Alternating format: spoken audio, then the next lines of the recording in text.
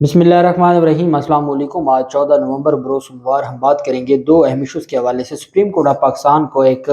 ख़त लिखा गया है और ये सीनियर एडवोकेट हैं, उनकी जानिब से ये ख़त लिखा गया है नैब कानून में तरमीम के हवाले से।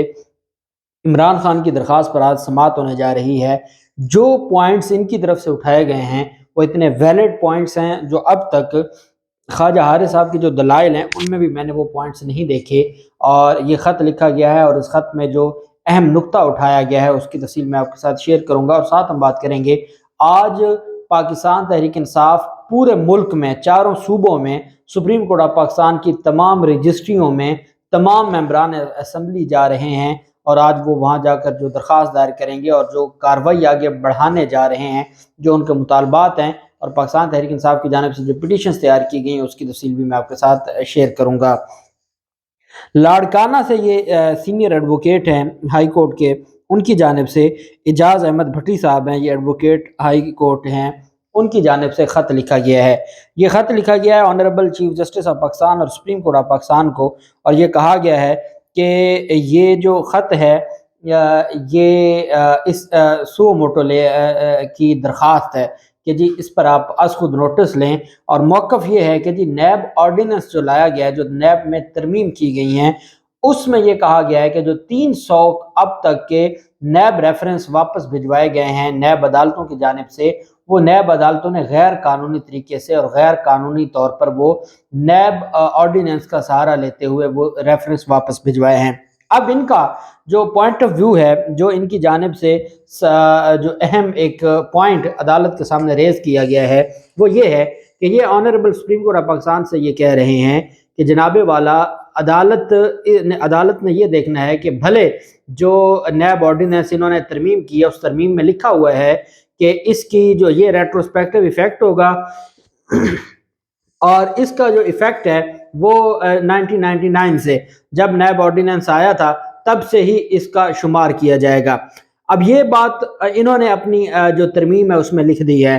वकील साहब जो भट्टी साहब हैं उनकी जानिब से सुप्रीम कोर्ट ऑफ पाकिस्तान को ये कहा गया है कि हुजूर वाला उसका मतलब ये होता है कि जब किसी भी कानून में ये लिखा जाए कि इसका जो असर है या इसकी जो इब्तदा है या इसका जो आगाज़ है वो तब से होगा जब से ये शुरू हुआ है, तो वो कहते हैं कि उससे ये हरगिज़ मुराद नहीं है कि जो अब तक केसेस डिसाइड हो चुके हैं, जिसमें सज़ाएं हो चुकी हैं, जिसमें ऑनरेबल सुप्रीम कोर्ट तक मामला चले गए हैं, जिसमें हाई कोर्ट तक मामला चले गए हैं, ये कैसे हो सकता है कि honourable supreme court of Pakistan अगर किसी को किसी मामले पर कर चुकी है, अगर ऑनरेबल जो इस्लामाबाद हाई कोर्ट है या लाहौर हाई कोर्ट है या कोई भी अदालत है, अगर उनकी जानिब से ये सारी चीज़ें सामने आ चुकी हैं, किसी केस में उन्होंने कोई फैसला दे दिया है, किसी केस में उनकी जानिब से कोई डायरेक्शन आ चुकी है, तो ये सारे मामलात हमें बताते हैं कि क्या उसको मान भी लिया जाए तो इससे ये मुराद होगा कि अब अगर जो नैब है, नैब का जो दायरा इख्तियार है वो 1999 से होगा,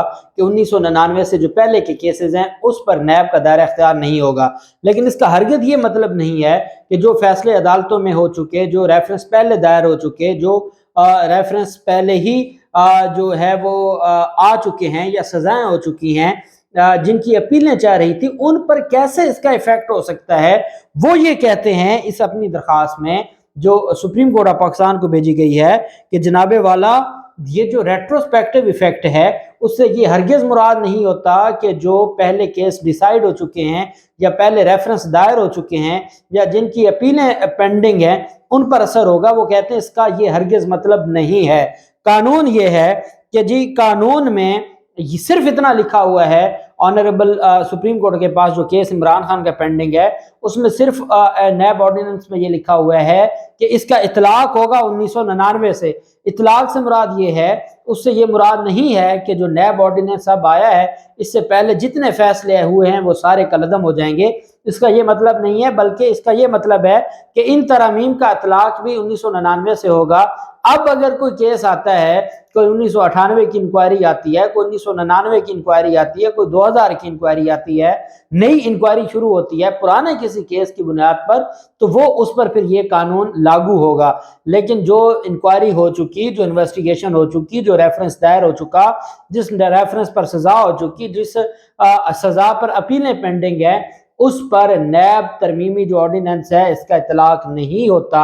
اور کیونکہ اس کا اطلاق نہیں ہوتا جو عدالتیں نیب عدالتیں کیسز کو دھڑا دھڑ واپس بھجوا رہی ہیں، جو 300 نیب عدالتوں نے کیسز واپس بھجوائے ہیں وہ درست نہیں ہے، اور یہ عدالتیں اپنے دائرہ اختیار سے تجاوز کر رہی ہیں۔ عدالتوں نے یہ کیسے، ابھی جب معاملہ سپریم کورٹ آف پاکستان میں پڑا، یہ بھی بڑی اہم بات ان کی جانب سے کی گئی کہ ابھی جو معاملہ سپریم کورٹ کے پاس پڑا ہے، سپریم کورٹ نے وضاحت کرنی ہے کہ جو لیجسلیشن ہے ان کا مقصد کیا ہے۔ کیا وہ یہ چاہتے ہیں کہ اب تک جتنے بھی کیسز ڈیسائیڈ ہو چکے ہیں ان کو پرکھا جائے گا اب دوبارہ نئی ترمیم میں، اور اگر وہ نئی ترمیم میں قائم رہ سکتے ہیں تو ٹھیک ہے، نہیں تو وہ سزائیں ختم ہو جائیں گی، وہ سزائیں جو ہائی کورٹ تک برقرار رہیں وہ ختم ہو جائیں گی۔ انہوں نے کہا یہ تماشا لگ جائے گا پورے کے پورے نظام کا اگر اس معاملے کو آپ ایسے رہنے دیتے ہیں۔ پھر انہوں نے کہا کہ جب نیب کے قانون میں ایک ایمبیگوٹی ہے اور نیب کے قانون میں غلط چیز سامنے آ گئی ہے، اس کی تشریح کرنی ہے سپریم کورٹ نے، اس کی تشریح کرنی ہے ہائی کورٹ نے۔ نیب عدالتوں کے پاس یہ اختیار نہیں ہے کہ وہ از خود تشریح کرتے ہوئے کہیں کہ ٹھیک ہے نیا نیب ترمیمی آرڈیننس آ گیا ہے، اس کے بعد یہ جو ہمارے پاس ریفرنس پینڈنگ تھا اب یہ نیب کے دائرہ اختیار میں نہیں آتا اور وہ واپس بھجوا دیں۔ وہ کیسے یہ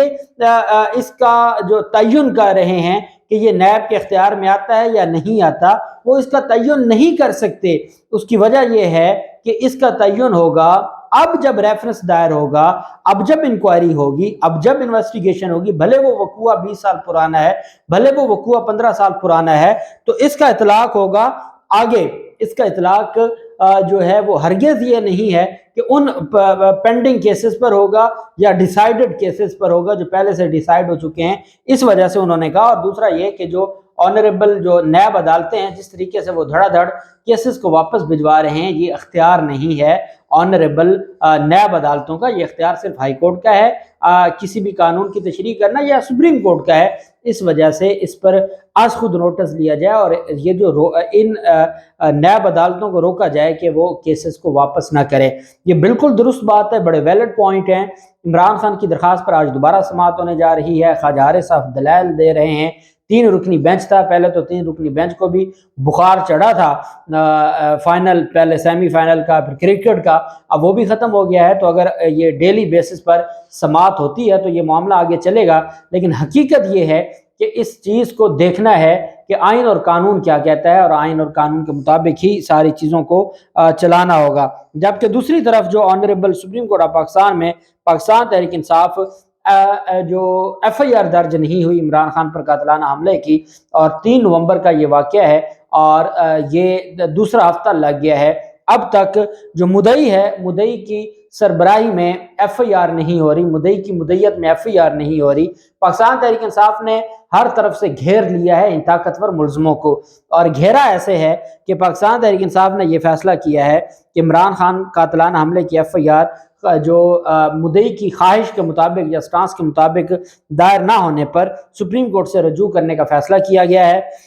تحریک انصاف نے ایف آئی آر میں خواہش کے مطابق 3 نامزد جو افراد ہیں ان کے خلاف مقدمہ اندراج کے لیے تمام صوبوں کی سپریم کورٹ رجسٹری میں درخواست دائر کرنے کا فیصلہ کیا ہے۔ پاکستان تحریک انصاف کی جو ممبران اسمبلی ہیں ان کو ہدایت کی گئی ہے کہ وہ